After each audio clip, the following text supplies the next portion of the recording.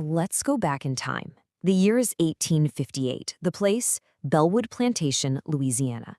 Now, on the surface, this place was all about immense wealth and that very specific kind of Southern order. But underneath that shiny veneer, a truly horrifying secret was festering, and an even more terrifying plan was starting to take shape. So, picture this. It's the foggy night of November 23rd, 1858. Six of the most prominent white men in the area, well, they believed they were absolutely untouchable, completely secure in their power. What they had no way of knowing was that a meticulously planned act of justice, one that was 6 months in the making, was about to be unleashed on them in the most visceral way you can possibly imagine. So how in the world did this happen? Look, this isn't just a story about violence.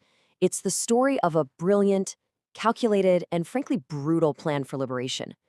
We're going to break down exactly how one woman turned the very symbols of filth and decay into weapons of freedom. To really get a handle on the reckoning that's coming, we first have to understand the reality of the situation. So let's take a look at the key players here and the brutal system that was in place at Bellwood Plantation. Bellwood was, pretty much a perfect snapshot of the slaveholding South. It was run by the Blackwood family, had been since 1822. We're talking a massive cotton operation built entirely on the backs of 78 enslaved people. And control here was absolute. It was maintained not just with overt violence, but with constant, grinding psychological terror. To understand what happened next, you have to understand who Rebecca was. And she was not just a victim. She was the daughter of a Yoruba healer, and she carried ancestral knowledge that her captors couldn't even begin to wrap their minds around. You see, her quietness, that wasn't submission. It was observation.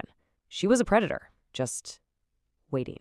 And these were the men: a plantation owner and his sadistic son, a brutal overseer, a colonel, a judge, and even a reverend. In public, they were the absolute pillars of their society. But in private, they were monsters who genuinely believed they had a divine right to inflict suffering. It just reveals the deep, deep hypocrisy at the very heart of the whole system. So, in May of 1858, these six men decided Rebecca would be their shared entertainment. And this wasn't just a singular act of violence. It was a sustained, systematic campaign of violation. And that was the catalyst. It's what transformed Rebecca's deep-seated rage into a concrete, terrifying plan. Now, what she did next wasn't some impulsive act of rage, no. It was a cold, calculated strategy that she built piece by piece over the next 6 months. And her greatest weapon? It was her invisibility. It was the fact that her oppressors saw her as property, not as a